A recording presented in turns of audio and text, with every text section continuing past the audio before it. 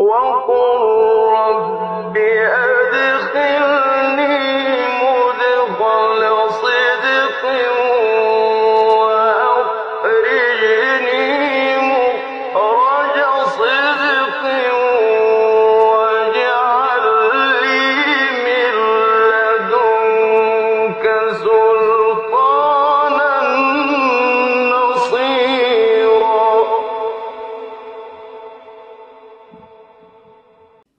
أعوذ بالله من الشيطان الرجيم. بسم الله الرحمن الرحيم، والصلاة والسلام على أشرف المرسلين سيدنا محمد وعلى آله وصحبه أجمعين. اللهم اجمعنا عليك ولا تكلنا إلا إليك. أرنا اللهم الحق حقا وارزقنا اتباعه، وأرنا الباطل باطلا وارزقنا اجتنابه، واجعلنا من عبادك الصالحين وجندك الغالبين وأوليائك المقربين برحمتك يا أرحم الراحمين. Aujourd'hui, Inch'Allah, on va débuter une nouvelle série de cours qui sera destiné à l'étude de l'éthique musulmane. C'est un sujet qui revêt une importance capitale chez les musulmans, puisque le comportement, le bon comportement, la bonne éthique représente une partie importante de la religion musulmane. Et d'ailleurs, le prophète sallallahu alayhi wa sallam a dit « Innama bu'ithtu li'utammima makarim al-akhlaq » Je n'ai été envoyé que pour parachever le bon comportement.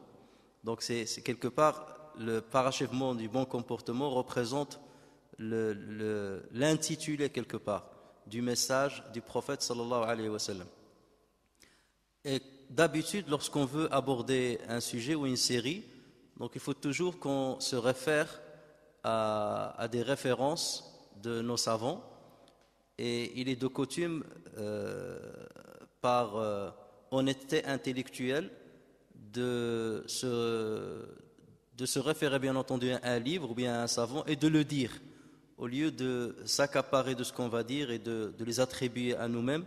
Donc il faut toujours renvoyer vers les sources desquelles on puise nos informations. Comme on l'a fait d'ailleurs lorsqu'on a étudié les hikam d'Ibn Ata'illah Sakandari. Donc nous sommes basés sur les hikam en tant que squelette de cette série, de la série qu'on a étudiée, mais bien entendu on a apporté énormément d'éléments à travers les références scripturaires, le Coran et la Sunna, à travers l'esprit même de l'islam, et c'est la même méthodologie Inch'Allah que nous allons suivre dans l'étude de cette thématique qui est très importante, sauf que cette fois-ci on va se référer à un livre qui est très important et qui représente parmi les meilleurs livres qu'ont connus les musulmans. C'est comme ça que l'ont qualifié plusieurs savants. Il s'agit de livre de Ihya Ulum ad-Din, qu'on peut traduire par la revivification des sciences de la religion. Et c'est un ouvrage très important qui fait 6 volumes et qui a été écrit par l'imam Abu Hamid al-Ghazali ou al-Ghazali rahimahullah. Alors il y a une divergence entre les savants concernant la prononciation de son nom. Est-ce qu'on l'appelle Ghazali ou bien Al-Ghazali? Mais beaucoup vont dans le sens de Al-Ghazali, puisque ça fait référence au métier de son père qui tissait la laine. Et celui qui tisse la laine, on dit Yaghzil. Et de part de cette fonction-là devient le Ghazal. En arabe, le Ghazal, c'est la fonction de celui qui tisse la laine. Et donc c'est pour cela que vaut mieux l'appeler Al-Ghazali plutôt que de l'appeler Al-Ghazali. Et donc dans cette introduction générale, dans ce premier cours, nous allons essayer de mettre de la lumière sur ce savant-là. Qui est-il? Où est-ce qu'il est né? Quelle était sa formation? Quels sont les éloges qu'ont fait plusieurs savants sur lui? Quelles sont les critiques qu'ont fait plusieurs savants sur lui? Parce que comme vous le savez, habituellement, il n'y a pas dans l'histoire de l'islam un savant qui s'est illuminé par son savoir sans qu'il ne soit critiqué par ses pairs. Donc là c'est une sunna qui est très connue. Le seul livre, même si livre, quel que soit le livre, le seul livre qui est exempt de défauts, bien entendu, c'est le livre d'Allah Azza wa Jal, le Coran. Mais tout ce qui est œuvre humaine donc est perfectible et peut avoir des défauts. Notre but, bien entendu, c'est de tamiser cette œuvre-là et de n'en tirer que ce qui est important. C'est toujours notre méthodologie de ne pas se mettre dans un extrême qu'on va voir. Et c'est ceux qui se mettent dans les extrêmes, ou bien on critique sans avoir jeté un œil sur ce qu'on critique, ou bien on fait des éloges qui dépassent les limites. Et il faut toujours que le musulman se positionne au juste milieu et qu'il soit impartial et qu'il soit objectif dans le jugement qu'il veut apporter sur un ouvrage, une œuvre ou une personnalité. Alors, qui est Abu Hamid al-Ghazali? Abu Hamid al-Ghazali fait partie des savants les plus célèbres du monde musulman, au point qu'on l'a qualifié de Hujjat al-Islam. Hujjat al-Islam, on peut le traduire par la preuve de la religion, ou bien c'est auprès de lui qu'on trouve les preuves qui certifient l'exactitude de la religion musulmane. Et ce qualificatif n'est pas anodin. Ceux qui le lui ont donné, c'est pas pour rien, mais c'est pour son intelligence, pour son érudition et pour la rentabilité qui était la sienne au niveau du savoir. Il était d'origine persane, puisqu'il est né dans la ville de Tos, et c'est pour ça qu'on l'appelle At-Tosi. Et Tos, donc, c'est une ville qui se trouve à Khorasan. Khorasan, actuellement, c'est l'Iran, c'est l'actuel Iran. Donc, il faut savoir que la majorité des habitants de cette région-là étaient des sunnites. Les chiites étaient minoritaires. C'est au cours de l'histoire, donc ces derniers ont commencé à prendre de l'ampleur au jour d'aujourd'hui. Donc la majorité des habitants de l'Iran sont des chiites, mais il faut savoir qu'il y a pas mal de sunnites, un grand pourcentage de sunnites qui cachent justement leur religiosité et qui n'ont pas droit à des mosquées qui leur sont propres. Donc au jour d'aujourd'hui, il n'y a pas une mosquée sunnite en Iran. C'est pour vous dire ce despotisme qui existe dans ce pays-là et la guerre qu'on fait aux sunnites. Et ce pays-là a donné énormément de savants au cours de l'histoire sunnite qui ont défendu le sunnisme et qui étaient de grandes références dans notre histoire. Donc l'imam al-Ghazali est né en l'an 450 de l'Hégire, qui équivaut à 158 de l'ère chrétienne, et il est décédé en l'an 505 de l'Hégire. Donc il n'a pas trop vécu, donc il a vécu 55 ans. Donc il est mort relativement jeune. Il est considéré comme le meilleur jurisconsulte chafi'ite de son époque. C'est la référence chez les chafi'ites à son époque, et ça continue d'être une grande référence chez les chafi'ites. L'imam Abu Hamid al-Ghazali a perdu son père alors qu'il était jeune. Et son père, donc, il a laissé deux garçons. Et il a conseillé un ami à lui de prendre soin de ses enfants qui étaient encore petits. Donc, il a pris toutes ses économies avant de mourir. Il les a données à un de ses amis. Et il lui a dit, je te confie mes deux enfants, je te confie cette somme d'argent. Et je veux que tu prennes soin de mes enfants, qu'ils apprennent la religion. Donc c'était son souhait avant la mort, c'est que ces deux enfants progressent dans la quête du savoir. Donc leur tuteur, donc justement, a respecté ce testament et cette demande, et il a continué de dépenser de l'argent qui était le leur pour ces deux enfants jusqu'à ce qu'il épuisa cet argent. Et là, il était obligé de le donner à une école où il pouvait suivre ses études sans débourser de l'argent. Donc c'était une école qui recevait les donations des musulmans, et c'est comme ça donc qu'il a continué à étudier. Donc il s'installa dans la ville de Jarjan, qui se trouve à peu près à 160 km de la ville de Tos, où il a pris les sciences fondamentales en islam, ce qu'on appelle usul ad-din. Ensuite, il retourna à sa ville natale, Tos, puis se dirigea à l'âge de 23 ans vers Naysapur. Donc c'est une ville qui existe encore aujourd'hui en Iran, où il devint le disciple et le compagnon d'un très grand savant qui a marqué aussi l'histoire de l'islam, qu'on appelle l'imam al-Juwayni et qu'on qualifie de imam al-Haramain. On l'appelle aussi Abu al-Ma'ali. Abu al-Ma'ali, c'est un titre qu'on lui a donné parce qu'il avait énormément de savoir et il était érudit dans plusieurs domaines, dans plusieurs disciplines. Voilà pourquoi on l'appelle Abu al-Ma'ali. Et on l'appelle Imam al-Haramain. C'est le seul qui a eu ce titre-là parce qu'il bougeait entre la Mecque et Médine en donnant des leçons dans la mosquée du prophète sallallahu alayhi wa sallam al-Madina et dans le Masjid al-Haram à la Mecque. Et c'est pour cela qu'on l'a appelé Imam al-Haramain.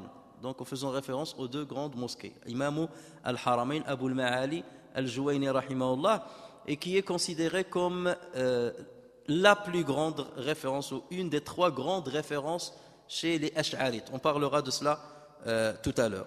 Donc il a accompagné ce grand savant pendant 4 ans, pendant 4 années, et il est resté avec lui jusqu'à son décès, jusqu'au décès de ce dernier en l'an 477, et certains disent en l'an 478. Donc à cette époque-là, l'imam Abu Hamid al-Ghazali avait à peine 28 ans. Ensuite, il se dirigea vers l'Irak, vers la ville de Bagdad, et là donc il s'est intégré dans la vie politique aussi. Il s'est fait connaître par le gouverneur de l'époque, et à l'époque donc l'Irak était dirigé par la famille de Salajiqa, les Saljuqides, et le gouverneur de l'époque s'appelait Nizam al-Mulk. Lorsque ce gouverneur a entendu parler de l'érudition de l'imam Abu Hamid al-Ghazali et de l'influence qu'il a commencé à avoir à Bagdad, donc il l'a invité à enseigner dans une école qu'il a créée, qui s'appelle Al-Madrasa Al-Nidhamiya. Al-Madrasa Al-Nidhamiya, une école qui est restée très célèbre dans l'histoire de l'islam. Et on l'a appelé d'ailleurs Al-Madrasa Al-Nidhamiya, puisque son fondateur était ce gouverneur qui s'appelait Nizam al-Mulk.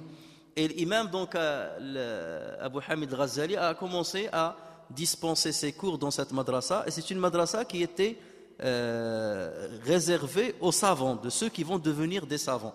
Et on disait qu'à l'époque, l'imam Abu Hamid al-Ghazali avait pas moins de 300 étudiants. Et on ne parle pas des étudiants qui sont débutants, on parle d'étudiants qui sont accomplis, qui vont devenir des futurs savants.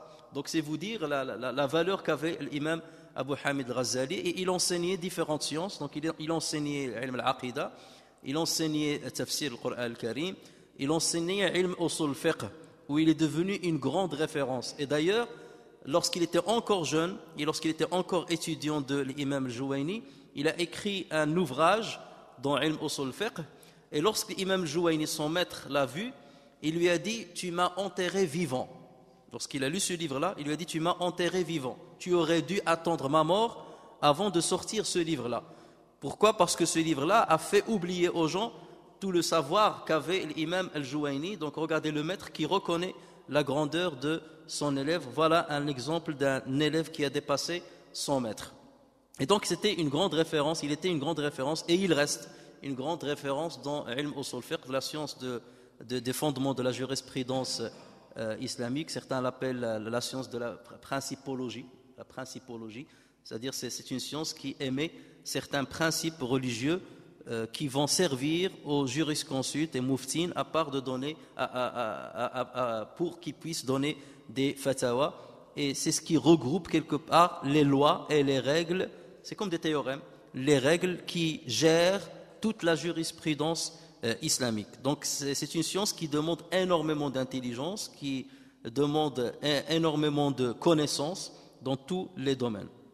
Et l'imam Abu Hamid al-Ghazali en était une grande référence. Donc Abu Hamid al-Ghazali est resté pendant dans cette école pendant 4 ans, avant de la quitter en l'an 484. En cette année-là, il a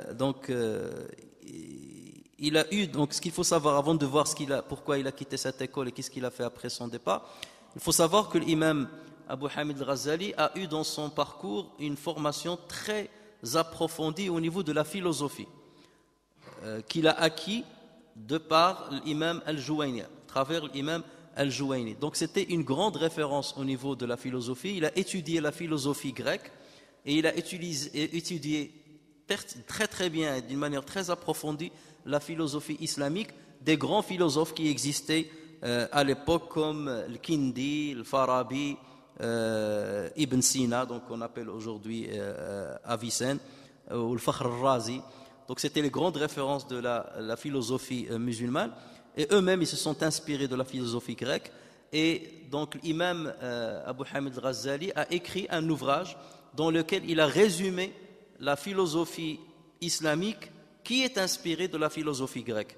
Et ce livre-là est resté une référence chez les philosophes occidentaux, qu'ils soient chrétiens ou juifs, comme on va le voir tout à l'heure. Alors, donc je disais que l'imam Abu Hamid Ghazali est resté 4 ans à la Madrasa Nizamiya, à l'âge de 38 ans, donc il a vécu un grand dilemme. En fait, c'était quelqu'un qui réfléchissait énormément et quelqu'un qui cherchait son chemin. C'était une grande référence dans Ilm al-Kalam, donc la rhétorique qui parle de l'Aqida. Et ça, c'était une époque, c'est une science qui était très épanouie pendant une certaine époque, où il y avait énormément de débats, énormément de contradictions, énormément d'affrontements entre les savants de l'Aqida. Il a beaucoup étudié la philosophie, donc tout ça c'est pour chercher donc la vérité et concilier entre la raison et les textes scripturaires, entre sharia et l'aql, entre naql ou l'aql comme on dit.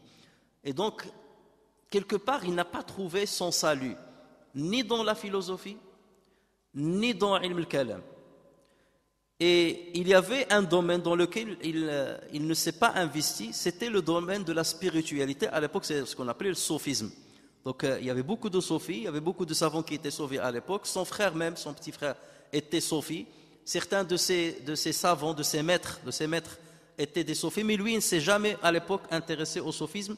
Pour lui, ce n'était pas quelque chose d'accompli, puisque chez les sophies, il se base beaucoup sur l'inspiration et il utilise beaucoup moins la raison. Or, lui, c'était quelqu'un qui avait une grande capacité de compréhension et il voulait utiliser énormément sa raison. C'est pour cela qu'il a mis de côté la question du sophisme. Mais à 38 ans, donc, il a commencé il a eu du mal à s'y trouver, au point qu'on a dit qu'il est passé par une crise existentielle qui a duré 6 mois, au point qu'il n'arrivait plus à parler. Et il a arrêté d'enseigner. Donc c'est pour vous dire jusqu'à quel niveau sa réflexion s'est engagée, au point de ne plus pouvoir parler. Donc c'était des gens qui utilisaient énormément leur raison et qui étaient très versés dans la philosophie et la réflexion. Donc il était déçu quelque part dans sa recherche d'une vérité philosophique finale, et donc c'est là où il s'orienta vers le mysticisme. Donc il est devenu un sophie. Il a commencé à s'intéresser aux sophies. Au départ, c'était par curiosité, parce qu'il avait cette aptitude à intégrer un domaine, à intégrer un mouvement, comme le mouvement de Ahl-Kalam, le mouvement des philosophes, et après, donc, il les critiquait. Lorsqu'il ne trouvait pas la voie, il les critiquait par la suite. Et donc, il a cru qu'il allait critiquer le sophisme, mais il est entré dans le sophisme et il n'en est jamais sorti. Et c'est pour cela qu'il a dit sa phrase célèbre. On lui a dit, mais pourquoi tu n'as pas critiqué cette voie-là? Il a dit, وَكَانَ مَا كَانَ مِمَّا لَا أَذْكُرُهُ فَظُنَّ خَيْرًا وَلَا تَسْأَلْ عَنِ الْخَبَرِ. Il y avait certaines choses que j'ai découvertes dans cette voie, de ce que je ne peux pas exprimer par la parole. Donc pensez du bien de moi et ne me posez pas trop de questions. C'est quelque chose que je ne peux pas expliquer par les mots. Et il a dit, je me suis rendu compte que ces gens-là qui s'intéressaient justement à ce cheminement spirituel étaient des gens qui ne se basaient pas sur la parole, mais ils se basaient sur l'engagement, ils se basaient sur l'œuvre, ils se basaient sur l'état d'âme. Et c'est pour cela que justement il a été absorbé par cette voie mystique. Et donc c'est comme ça qu'il a, sous prétexte d'aller accomplir le pèlerinage, il a quitté le Madrasa al-Nizamiya. Donc il a prétexté à aller faire le pèlerinage, accomplir le pèlerinage, mais lui il voulait quitter cette ville-là et partir en quête de vérité quelque part. Donc c'est là où il est parti à l'Hijaz. Donc il a accompli son pèlerinage, il a côtoyé les savants de la Mecque, il est allé aussi à Médine, il a côtoyé les savants de Médine, il est parti en Palestine, à Jérusalem, il a côtoyé les savants là-bas, il est resté un certain temps, il est parti à Al-Khalil, la ville de Al-Khalil, en Palestine, il est resté un certain temps là-bas, ensuite il est parti en Égypte, et il est resté longtemps là-bas. Donc vous voyez, c'était des gens qui étaient dépouillés quelque part de la vie terrestre, c'était des gens qui donnaient toute leur vie pour la quête du savoir, c'était des gens inspirés par la quête du savoir au point de quitter leur ville natale, de quitter les leurs et d'aller dans la recherche de la vérité. Et c'est là justement qu'il a écrit, donc juste avant cela, qu'il a écrit un livre où il a fustigé la philosophie des grandes références musulmanes en la matière. et notamment Avicenne. Donc il a critiqué Avicenne notamment, donc Ibn Sina, et il a écrit un livre qu'il a appelé Tahafutu al-Falasifa. Tahafutu al-Falasifa. L'incohérence des philosophes. L'incohérence des philosophes. Et il a dit que ces philosophes-là, malgré leur engagement dans la philosophie, ne sont pas arrivés à la vérité et leurs procédures et leurs conclusions contredisent les textes scripturaires. Et d'ailleurs, il faut savoir qu'à cette période-là, la philosophie était très épanouie, notamment en Andalousie, et c'est grâce ou à cause, selon comment on va le voir, grâce ou à cause de Abu Hamid al-Ghazali que cet épanouissement a commencé à se restreindre et à se limiter. Donc tout ça, c'est pour que ceux qui parfois ils jugent l'imam al-Ghazali, ils le jugent à travers un anachronisme qui n'est pas juste, injuste. Lorsqu'on veut critiquer quelqu'un, il faut d'abord connaître son époque, dans quel contexte il a vécu, quelles étaient ses fréquentations, qu'est-ce qui était répandu à son époque, pour comprendre comment il a développé sa réflexion, ses écrits et sa pensée. Donc il faut savoir que nous étions dans une période où la philosophie était épanouie, et surtout en Andalousie. Pourquoi? Parce que la majorité des savants d'Andalousie émanaient de certaines familles qui étaient très aisées, donc c'était des gens riches. Et donc la philosophie était quelque part la science des riches, la science de ceux qui possèdent la raison. Et donc il y avait une contradiction avec ceux qui étaient rigoristes et qui se maintenaient, c'est-à-dire qui tenaient, se cramponnaient au texte scripturaire. Donc le Ghazali, même s'il était philosophe au départ, il a utilisé les mêmes outils de la philosophie pour combattre les philosophes. Et c'est lui qui les a limités quelque part.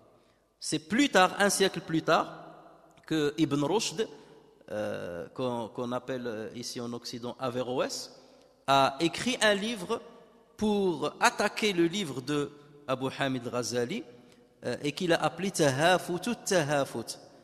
Donc le Ghazali il a écrit le livre Tahafut al-Falasifa, l'incohérence des philosophes, et Ibn Rushd lui a répondu un siècle plus tard, donc il était mort déjà, dans un livre qu'il a appelé L'incohérence de l'incohérence.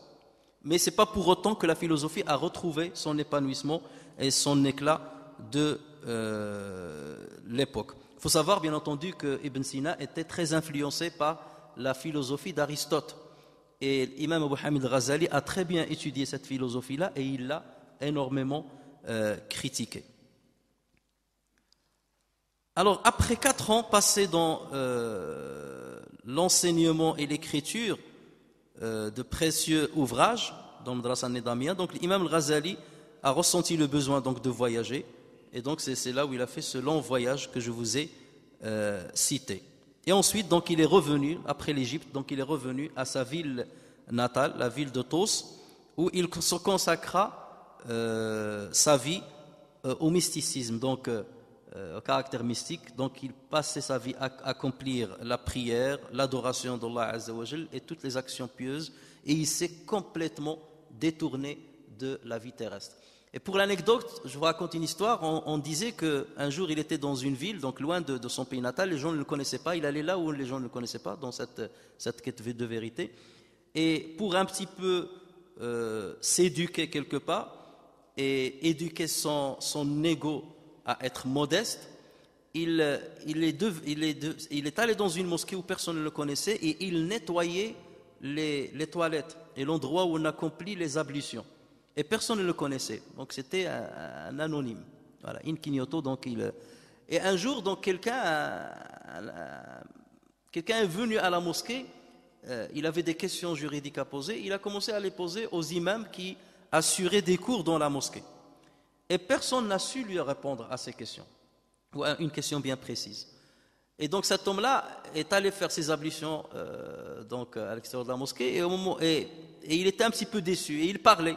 Il a dit, nous sommes dans une époque où les savants n'existent plus. Et Abu Hamid al-Ghazali était en train de nettoyer les toilettes. Il lui a dit, mais pourquoi tu dis cela? Il a dit, parce que j'ai posé la question à tous ces savants-là, ils n'ont pas su me répondre. Il lui a dit, c'est quoi ta question? Il lui a dit, mais c'est pas à toi que je vais la poser. Les savants qui sont à l'intérieur, qui donnent des cours, n'ont pas su me répondre, c'est pas toi qui vas me répondre. Il lui a dit, essaye, on ne sait-on jamais. Et l'homme donc de lui poser la question, et Abu Hamid al-Ghazali a répondu d'une manière très précise, avec des preuves et tout. Et l'homme fut étonné. Il a dit, mais comment se fait-il que le nettoyeur des toilettes répond mieux que les savants qui sont à l'intérieur. C'est pas possible. Et là, il est allé voir les savants, il leur a dit, mais regardez l'homme qui est là-bas, qui nettoie les toilettes, il a répondu à ma question. Que t'a-t-il dit? Donc après, il leur a fait part de ce que Abu Hamid Ghazali lui a dit. Et ils ont donc appelé Abu Hamid Ghazali, ils lui ont dit, est-ce que c'est bien toi qui a répondu de cette manière? Elle leur a dit oui. Ils lui ont dit, qui es-tu? C'est pas possible que quelqu'un comme toi réponde à cette question avec autant d'argumentation. Qui es-tu? Et ils ont insisté, c'est là où il s'est dévoilé que c'était Abu Hamid Ghazali parce qu'il était célèbre, mais tout de suite après, il a quitté cette mosquée pour aller dans un autre endroit. Donc, il s'est retranché quelque part de la vie, et c'est ça ce qu'on lui critique justement. C'est-à-dire, il est tombé quelque part dans un autre extrême. L'islam n'appelle pas à cela. Mais malgré cela, pendant toute cette période-là, qui a duré à peu près 11 ans, c'est là où il a rédigé un de ses fameux livres, Ihya Ulumuddin, sur lequel on va se baser, Inch'Allah, dans cette série. Donc,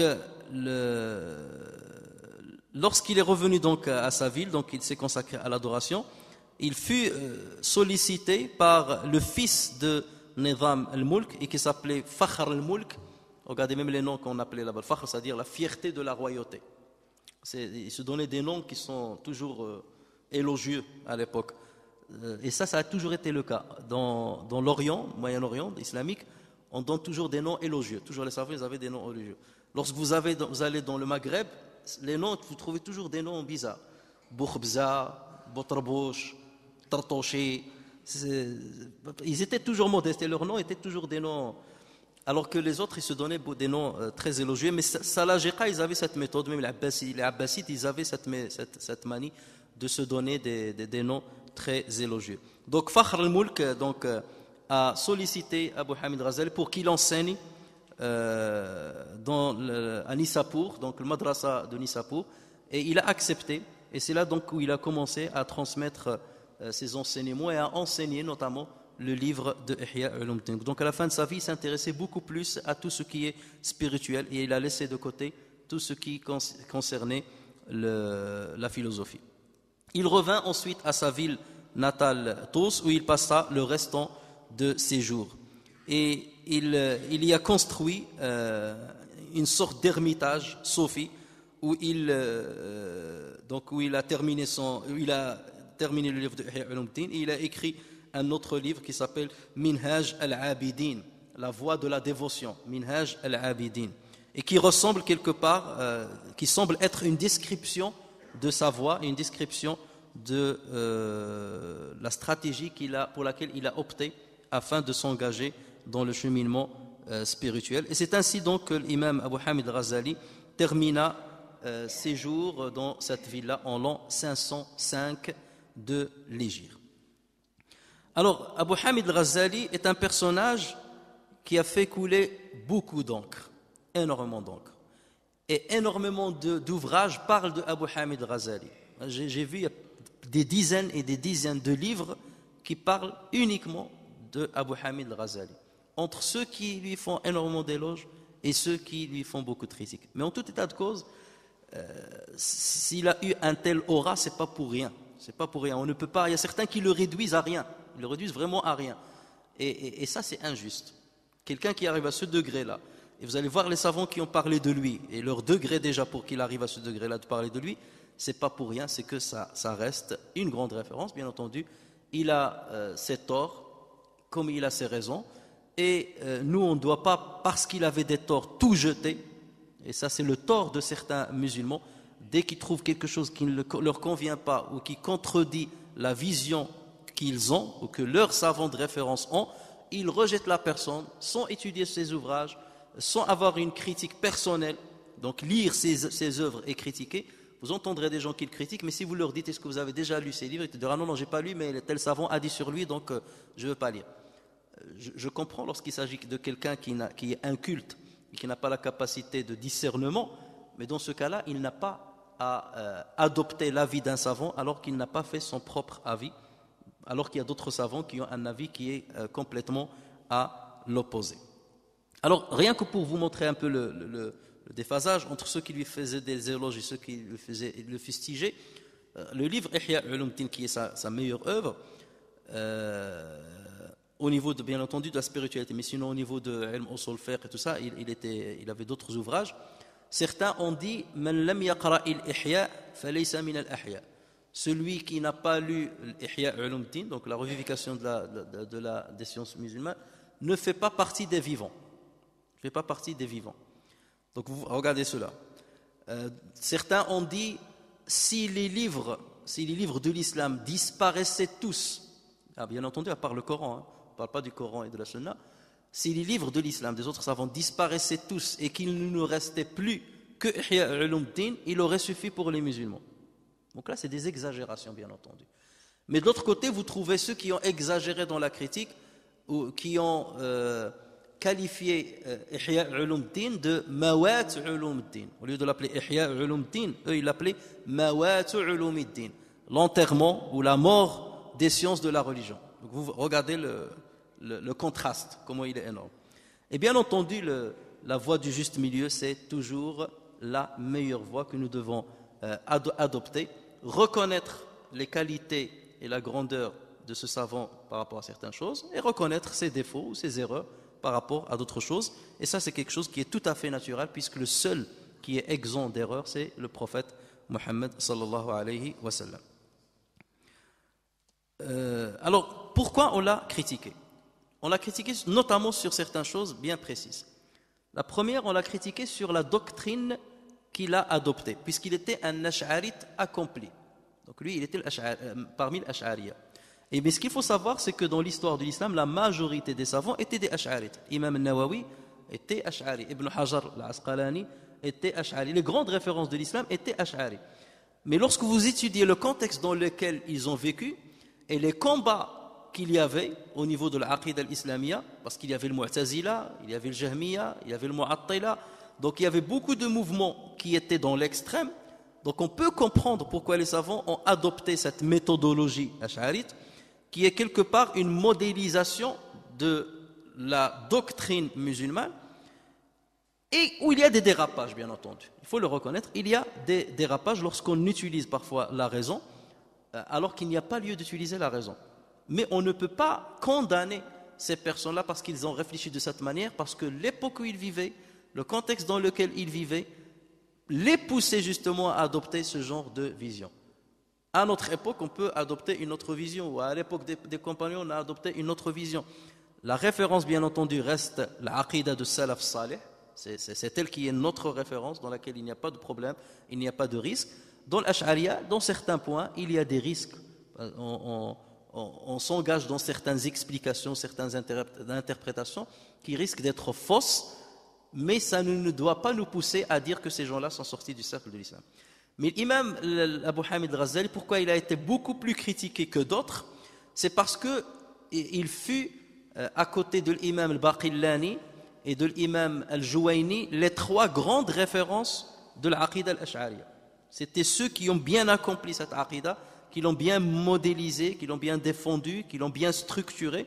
Et c'est pour cela qu'il est beaucoup plus critiqué que d'autres savants, que par exemple l'imam Nawawi à ce niveau-là, ou bien, et parce que c'était un spécialiste dans le domaine, contrairement à Nawawi ou Ibn Hajar al-Asqalani qui était spécialiste dans d'autres domaines. Lui, il était spécialiste dans la doctrine musulmane. Donc on le fustige pour ça. La deuxième chose pour laquelle on le fustige, c'est l'utilisation de la philosophie. Alors que lui-même, il a critiqué la philosophie. Mais certaines personnes disent qu'il était tellement imprégné par la philosophie qu'il n'en est pas sorti. Certains ont dit qu'il est entré dans la philosophie, mais il n'en est jamais sorti. Mais ils ont beaucoup exagéré. Et l'imam Subki a répondu justement à ceux qui ont dit, qui ont eu cette prétention. C'était des gens qui étaient jaloux de lui, qui le détestaient, et c'est pour cela qu'ils essayaient d'écrire n'importe quoi. C'est vrai, l'imam Abu Hamid al-Ghazali a utilisé certains outils de la philosophie et de la science de al-mantiq, de la science de la logique. Mais ces outils-là étaient intéressants. Et vous allez voir au cours de l'étude de ce qu'on va étudier, c'est que ces éléments-là étaient intéressants pour comprendre l'âme humaine, comment fonctionne l'être humain, comment il tombe dans les pièges, comment il peut aller vers la félicité, comment il doit interagir avec la religion, comment comprendre l'essence de la religion et ne pas se limiter uniquement à la science ésotérique qui parle seulement des apparences et qui ne s'intéresse pas à l'essence de l'islam. Donc les outils qu'il a utilisés sont très intéressants et c'est pour cela qu'il a convaincu plus d'un même parmi les non-musulmans qui ont pris en compte sa méthodologie pour l'utiliser ailleurs. Et je prends en exemple Maïmonide, qui est une grande référence chez les Juifs. On l'appelle le petit Moïse, qui était arabe, qui était en Andalousie, il parlait très bien l'arabe. Il s'est inspiré de Abu Hamid al-Ghazali pour avancer certaines choses dans le judaïsme. Et il y avait même des chrétiens qui ont fait la même chose. Il y a même des philosophes comme Blaise Pascal qui s'est inspiré d'Abu Hamid al-Ghazali. Donc ce n'était pas une personnalité facile ou une personnalité comme Monsieur Tout-le-Monde. Là, on est en train de parler, encore une fois, de gens qui sont des génies. On parle de gens qui sont des génies. Vous vous rappelez, la dernière fois, on a parlé de l'imam al-Bukhari. Donc là, on parle de ce genre de calibre. On ne parle pas de n'importe qui. Et c'est pour cela que notre jugement doit être très juste et raisonné et impartial.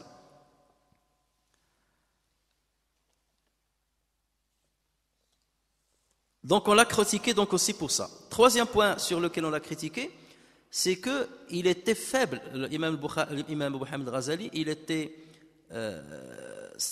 comme on dit, sa marchandise dans la science du hadith était faible. C'était pas un spécialiste de ilm al-hadith. Et c'est pour cela que dans ses livres, il rapporte plusieurs hadiths qui sont faibles ou parfois des hadiths qui sont forgés, mawdou'in, qui n'existent pas. Et ça, c'était une de ses faiblesses. Mais lui, il le reconnaissait. Il disait que, voilà, dans ce domaine-là de ilm al-hadith, je suis faible. Et à la fin de sa vie, il a commencé à étudier ilm al-hadith. Il a commencé à s'enfoncer dans l'océan de cette science-là. Mais bien entendu que la mort l'a empêché d'aller jusqu'au bout. Mais malgré cela, ça ne remet pas en cause son œuvre, puisque même des spécialistes de ilm al-hadith, comme on va le voir, ont reconnu que le fait que dans le livre de Ihya Ulumuddin il y ait des hadiths qui sont faibles, voire même forgés, ça ne remet pas en cause la substance de ce livre-là. Ça veut dire qu'il ne ramène pas forcément quelque chose qui est contradictoire complètement à l'islam. Il y a des erreurs, mais on peut toujours les rattraper, on peut facilement tamiser ce livre-là. Et d'ailleurs, plusieurs savants ont reconstitué ce livre-là sous différents intitulés. Et malheureusement, l'honnêteté intellectuelle n'était pas présente lorsqu'ils n'ont pas dit d'où est-ce qu'ils puisaient leurs informations. Au jour d'aujourd'hui, beaucoup de savants, même ceux qui critiquent Abu Hamid al-Ghazali, s'inspirent de sa méthodologie sans le savoir. Ou ils le savent et ils le cachent. Donc ils lisent leurs livres, ils commencent à donner des cours en se référant à 100 livres, mais ils ne disent jamais que c'est là où j'ai puisé mes informations. C'est comme si ça revenait à eux.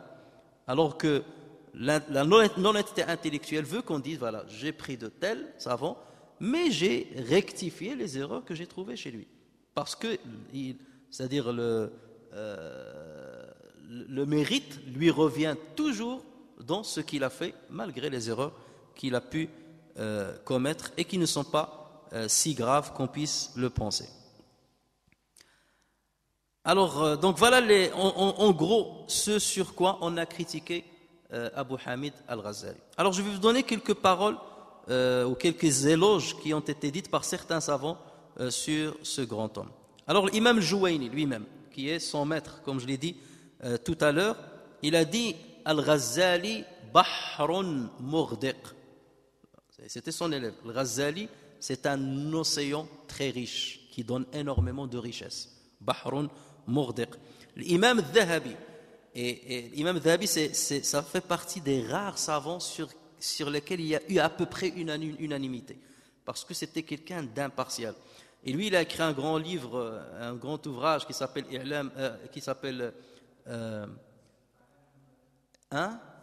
Siyar al-A'lam, la biographie des grands savants de l'islam, et il a toujours été raisonnable dans ce qu'il écrivait. C'était pas quelqu'un qui critiquait n'importe comment à l'emporte-pièce. Il était raisonnable, il était impartial, et il était juste et équitable. Et donc, et c'était un des élèves de Ibn Taymiyyah. Donc il est de l'Aqidah Salafiyya, pur. Mais malgré cela, il était honnête en parlant de l'imam al-Ghazali. Ce sont ces références-là que nous devons prendre en compte, et non pas certains savants qui ne savent que critiquer et insulter. Imam al-Dhahabi, c'est quelqu'un, un salafi, accompli, une grande référence qui a fait à peu près, presque, c'est parmi les rares qui ont fait l'unanimité, presque l'unanimité, Et voilà ce qu'il dit sur Abu Hamid al-Ghazali. Il dit al-Sheikh, al-Imam, donc il appelle l'imam, al-Bahr, l'océan, al-Bahr, Hujjatul Islam, la référence de l'islam, la preuve de l'islam, chez qui on puise les preuves. U'jubatu zaman, c'est-à-dire la chose extraordinaire dans l'histoire. U'jubatu az-zaman, Zinuddin, donc celui qui a la bonne religion, Abu Hamid Muhammad ibn Muhammad ibn Muhammad ibn Ahmad al-Tusi al-Shafi'i al-Ghazali, Sahib al-Tasanif, celui qui a écrit énormément d'ouvrages, wal-Dhaka'i al-Mufrit, et l'intelligence brillante, perçante. Donc regardez ce témoignage. L'imam Ibn al-Jawzi, vous savez que Ibn al-Jawzi a beaucoup critiqué les soufis. Et il a critiqué aussi Abu Hamid al-Ghazali. Mais en même temps, il était aussi juste. Et regardez ce qu'il a dit sur lui. Il a dit, en parlant de lui, Sannaf al-Kutub al-Hisana. Donc il a rédigé les bons ouvrages, fil usuli wal furu', dans les fondements et dans les ramifications. C'est-à-dire dans les fondements de la religion musulmane, ainsi que dans les ramifications des sciences. Allati infarada bi husni wad'iha. Donc il s'est démarqué par la beauté de leur rédaction. Farada bi husni wad'iha wa tartibiha, et de leur classification, wa tahqiqil kalami fiha, et de la précision des paroles dans l'écriture, dans ces livres-là. Regardez ce qu'a dit Tajuddin as-Subki, qui est une grande référence shafi'i, parmi les plus grands savants aussi de l'islam. Il a dit Hujjatul Islam, donc il le considère aussi comme Hujjatul Islam. Wa mahajjatud din, allati yutawassalu biha ila daril islam. Cet homme-là, c'est le moyen par lequel on parvient à la demeure de l'islam. Jami'u ashtatil ulum, celui qui a rassemblé les débris des sciences. C'est-à-dire les sciences étaient éparpillées et c'est lui qui les a rassemblées. Al-mubarrazu fil manquli minha wal ma'qul, celui qui est illuminé, celui qui est arrivé à l'apogée au niveau des sciences qui se basent sur les textes, c'est-à-dire les sciences scripturaires et les sciences relatives à la raison.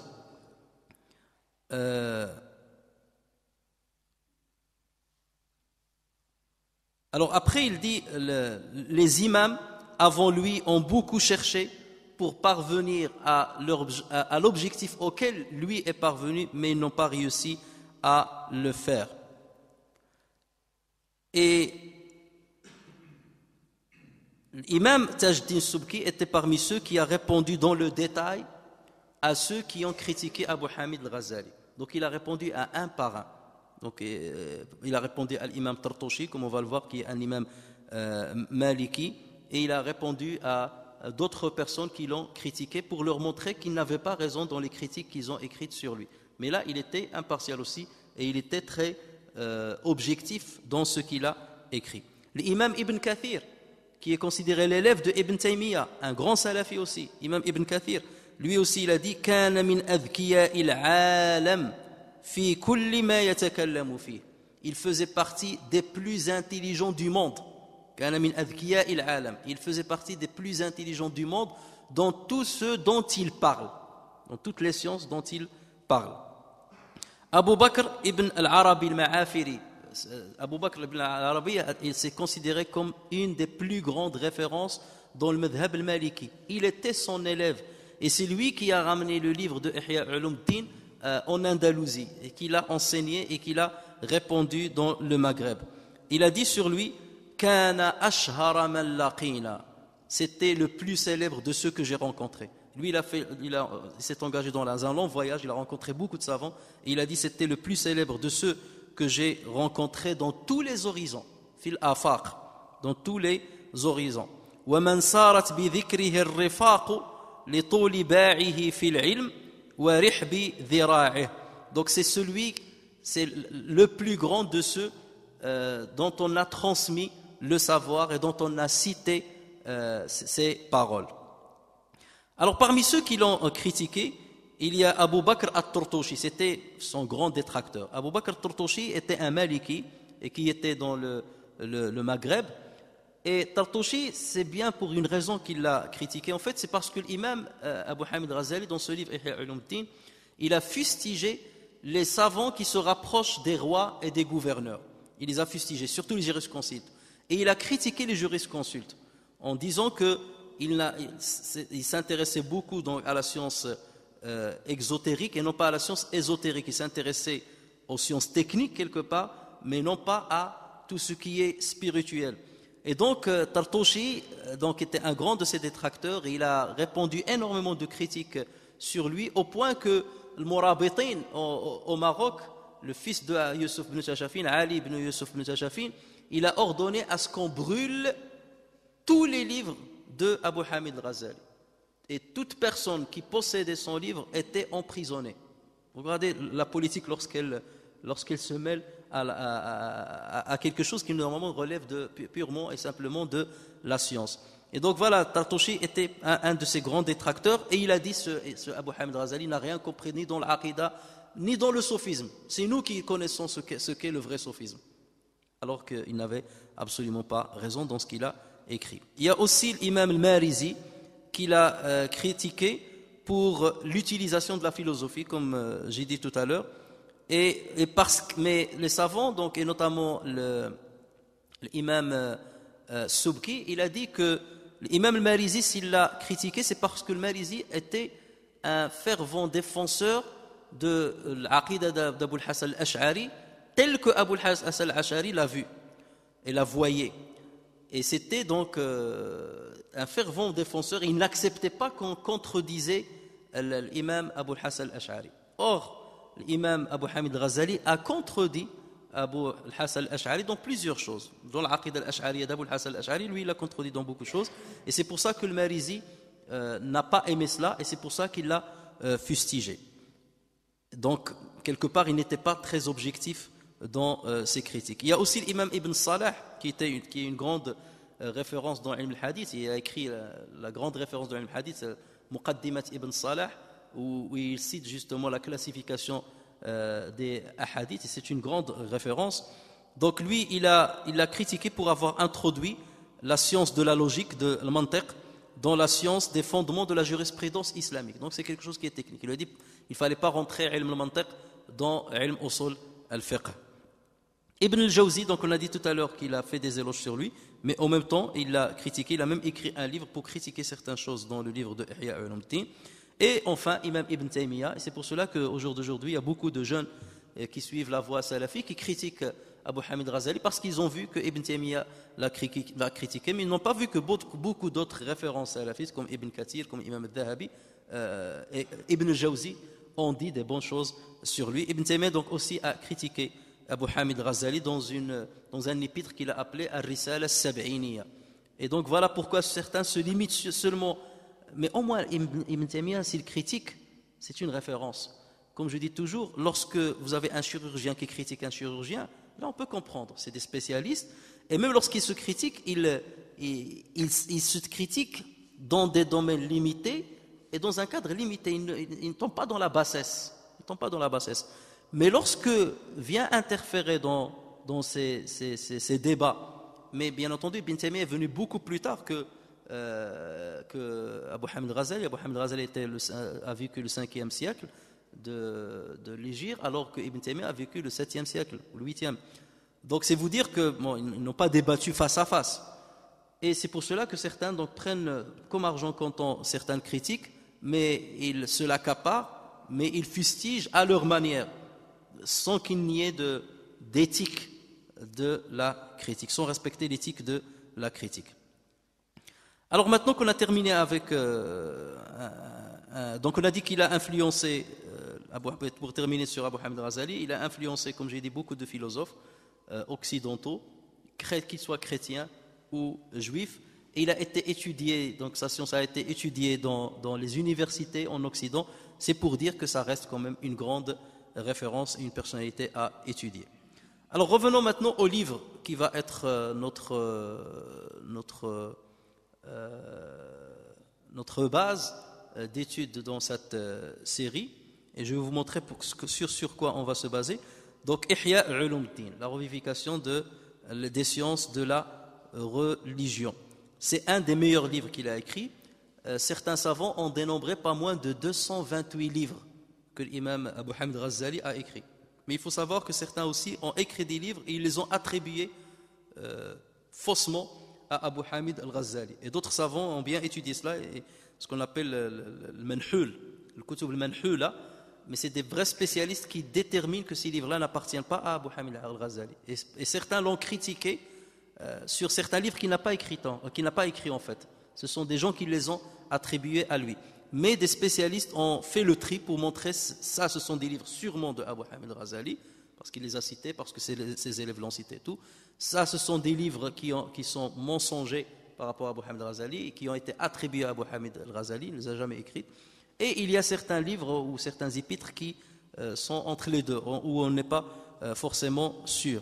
Mais on a dénombré à peu près un peu plus de 220 livres qu'il a écrits. Et ce livre-là, donc Ihya Ulumuddin, c'est parmi les meilleurs. Il a 6 tomes et il l'a divisé en 4 thématiques. La première, 4 quarts, comme il l'appelle, Arba'a al-Arba'a. Il l'a divisé en 4 quarts. Le premier quart, il s'intéresse à l'ibadat, donc les pratiques cultuelles, tout ce qui concerne donc salat, zakat, saum, hajj. Donc on est dans la jurisprudence islamique, dans la juridiction islamique pure et simple. Mais bien entendu, lui, il va l'aborder d'une autre manière. Et c'est cela sa beauté, je reviendrai là-dessus. Le deuxième quart, il l'a consacré à l'adat, les coutumes sociales, ce qu'on appelle al-adat. Le troisième quart, il l'a intitulé al-muhlikat, ce qu'on peut traduire par les vices qui causent la perdition. Et le dernier quart, il l'a appelé al-munjiyat, qu'on peut traduire par les vertus conduisant au salut. Et dans chacun de ces quarts-là, chacune de ces thématiques, il a mis 10 chapitres. Donc en tout, il y a 40 chapitres dans ce livre qui compte un peu plus de 1500 pages. Alors l'importance de ce livre, c'est qu'il a parlé en même temps de la dimension juridique qui est technique et de la dimension spirituelle. Lorsqu'on étudie le fiqh al-islami, on a l'impression que c'est sec, on a l'impression que c'est désertique, parce que c'est trop technique, on parle que de technique. Lorsqu'on rentre dans la prière, voilà les conditions d'entrer dans la prière, ce qui annule la prière, on n'est pas dans le spirituel. Et la majorité des jurisconsultes, lorsqu'ils abordent la jurisprudence islamique, ils l'abordent de cette manière-là. Or, Abu Hamid Ghazali, sa force, c'est qu'il aborde ces questions-là, jurisprudentielles, tout en se basant sur sa référence, qui est le madhab al-Shafi'i, mais il le lie à la spiritualité musulmane. Et c'est pour cela qu'on le voit toujours, lorsqu'il parle d'un culte, par exemple le salat, il va parler des conditions, de la validité de salat, les conditions de l'obligation de salat, ce qui annule le salat et tout ça, mais en même temps il va dire pourquoi Dieu a instauré salat. C'est quoi l'objectif? Quel est l'impact que doit avoir salat dans le cœur? Et il va s'étaler là-dessus, alors que les jurisconsultes n'ont pas l'habitude de s'étaler dans ces domaines-là. Il va s'étaler dans ce domaine-là, les objectifs de chaque culte. Et après cette salat-là, comment parfaire c'est-à-dire sa réalisation pour arriver à al-khushu', à la concentration de la prière, qu'est-ce qu'il faut faire? Donc vous voyez qu'il rajoute, et c'est pour ça qu'il a parlé de la revivification des sciences de la religion. Il ne faut pas les laisser comme ça, indépendantes les unes des autres. Il a lié les sciences les unes aux autres pour qu'ils aient un sens et pour qu'elles impactent le croyant positivement au niveau de sa spiritualité, en même temps qu'au niveau de sa pratique rituelle. Donc c'est là une des forces de Ihya Ulumuddin. L'autre chose, c'est que Abu Hamid Ghazali a réussi à décortiquer la personnalité humaine. Il prend l'homme et il l'a décortiqué. Qui est l'homme? C'est quoi c'est quoi la raison? C'est quoi l'ego, le nafs? C'est quoi l'aql? Mais là, bien entendu, il a déraillé un petit peu, puisque en utilisant la philosophie, il a donné certains avis qui, soit où on ne trouve pas de référence en islam tout court, donc il peut avoir tort comme il peut avoir raison, ou bien certains avis qu'on ne peut pas comprendre, donc il est très difficile de comprendre puisqu'il utilise les outils de la philosophie. Donc il faut lire et relire pour essayer de comprendre ce qu'il veut dire. Et nous, on ne va pas s'intéresser à ce domaine-là. Donc, c'est un domaine qui prête à confusion. Donc, on ne va pas s'intéresser à ce domaine-là. Il a aussi détaillé le cheminement qui mène au vice. Comment se fait-il que l'être humain tombe dans les vices, tombe dans les péchés? Et là, il rentre dans les détails. Et comment il peut s'en sortir? Quels sont les médicaments, les remèdes qu'il peut prendre pour sortir de ces vices-là? Et là, il parle toujours de remèdes. Et il va te dire, voilà, c'est comme un pharmacien. Il va te dire, voilà, je te propose ce remède-là, qui est constitué de 1, 2, 3, 4. D'accord? Mais bien entendu, il va te parler de certaines choses qui sont spirituelles. Et lorsqu'on suit justement son remède, donc tu comprends pourquoi tu as le vice, tu comprends pourquoi tu as l'égarement, tu étudies ta personnalité, tu te vois mieux. C'est comme si tu as un dédoublement de personnalité, une qui étudie l'autre. Et à partir de là, tu vois où sont tes défauts, où sont les brèches dans ta personnalité, dans ton comportement, et tu essaies de colmater ces brèches-là, et tu essaies de parfaire ton comportement. Là, il a excellé dans ce domaine-là, et c'est ce qui va nous intéresser le plus dans le cours qu'on va suivre.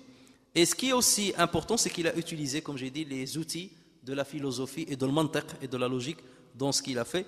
Et ça nous interpelle beaucoup plus que nos ancêtres peut-être, puisque nous sommes dans une période où on a étudié les mathématiques, on a étudié aux universités, à l'école et tout ça, et on détient une bonne partie de la science de mantiq, certains outils de mantiq, et ça nous permet de bien comprendre un peu son livre.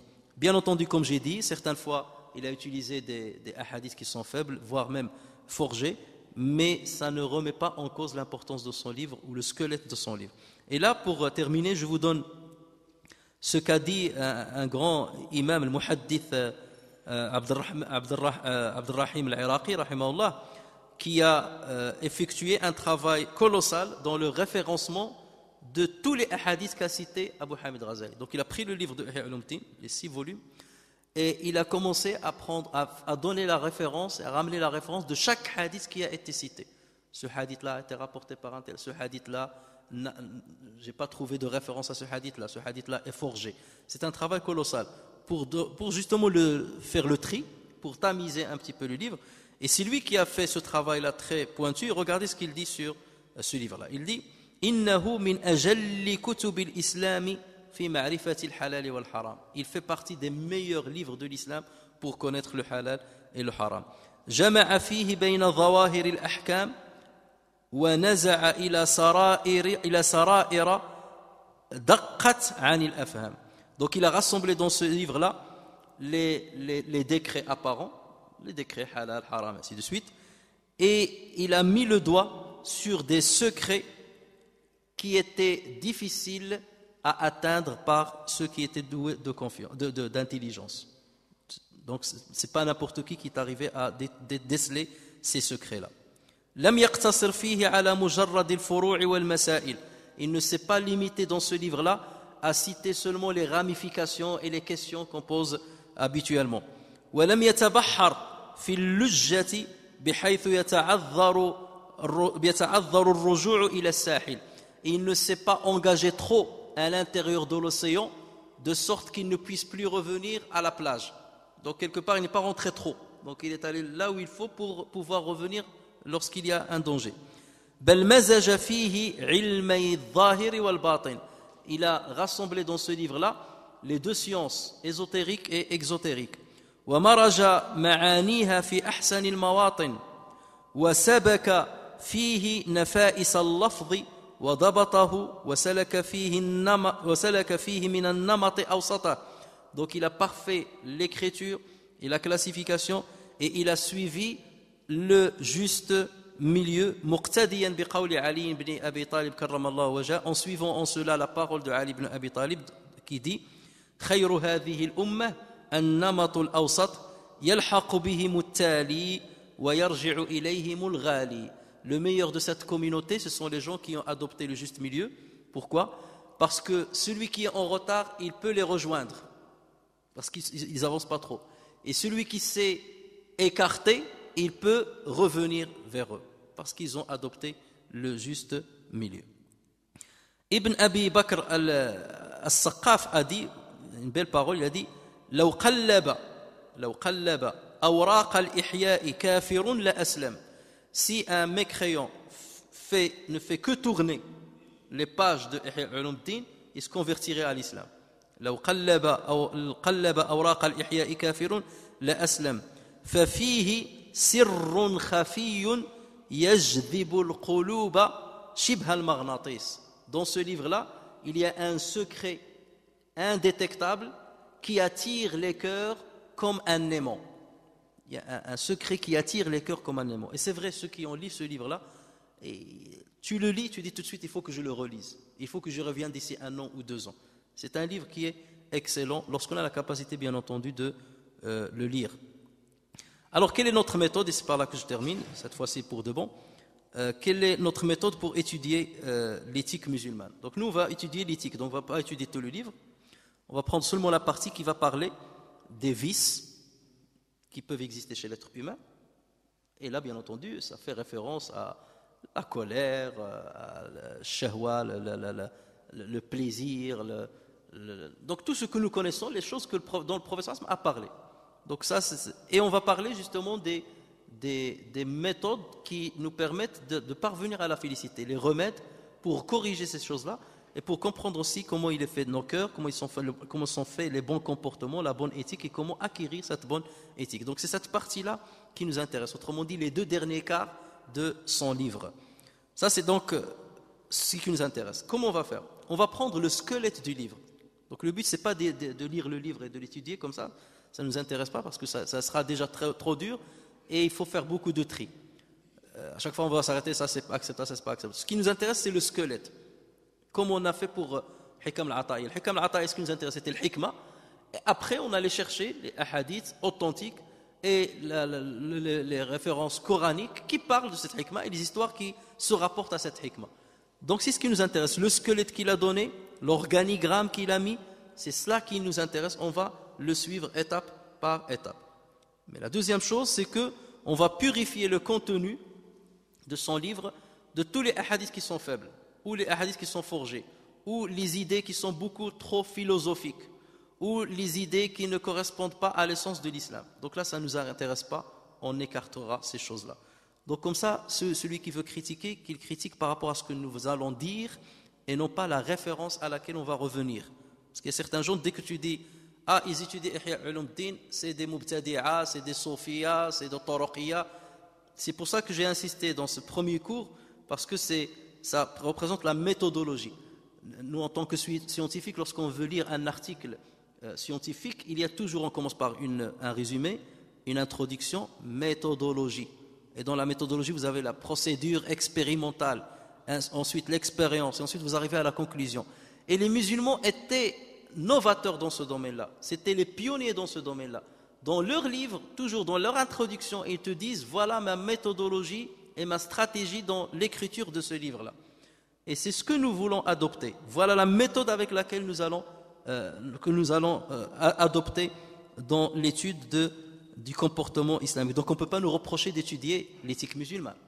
Le prophète, il dit, je n'ai été envoyé que pour parachever la bonne éthique. Personne ne peut. Mais il nous faut bien une référence. On ne va pas mentir et dire, on va ramener ça de notre tête. Ou bien on va ramener en vrac des hadiths du prophète, en vrac et étudier hadith par hadith. C'est une méthode aussi. Là, on veut seulement qu'il y ait le squelette. On enlève tous les hadiths qui ne sont pas authentiques. On ramène les hadiths qui sont authentiques, les références, le Coran, bien entendu, et même des hadiths parfois qui ne sont pas authentiques, qui peuvent être faibles, mais les savants s'accordent à dire qu'on peut utiliser les hadiths faibles lorsqu'on parle de l'amal salihah, les bonnes œuvres, dans l'exhortation, on peut utiliser les hadiths faibles dès lors qu'elles ne contredisent pas un principe religieux et dès lors qu'elles ne conduisent pas à un décret qui ne serait pas acceptable. Là, on n'est pas en train de décréter halal haram, on est en train seulement d'exhorter. Donc on est dans le domaine de l'exhortation et les imams, même dans le prêche du vendredi ou dans ce genre de cours de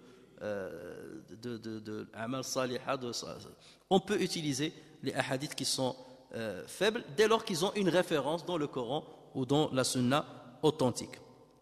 Troisième chose, donc c'est renforcer. Donc on a dit prendre le squelette, purifier les choses qui ne sont pas authentiques ou qui sont contradictoires ou qui sont trop philosophiques. Troisièmement, renforcer le contenu avec des hadiths qui sont authentiques, avec des versets coranique. Et quatrième chose qui est importante, c'est rapporter cela à notre contexte. Parce que les vices, ils changent d'une époque à une autre, d'une société à une autre. Nous sommes dans une société où les vices se sont multipliés, se sont diversifiés. On parle au jour d'aujourd'hui de la drogue informatique, Internet, les smartphones, les tablettes. C'est devenu une drogue. Donc, c'est devenu une drogue. Il y a des gens, les gens sont aujourd'hui drogués. Vous entrez dans une maison, tout le monde est avec sa tablette, son téléphone. Il rentre aux toilettes avec le téléphone, il sort des toilettes avec le téléphone. S'il sort, il oublie son téléphone, il faut qu'il revienne, c'est comme s'il a oublié son cerveau. Donc, il y a des choses qui sont nouvelles et qui ramènent énormément de vices, énormément de problèmes. Et nous sommes dans une société beaucoup plus matérialiste qu'autrefois.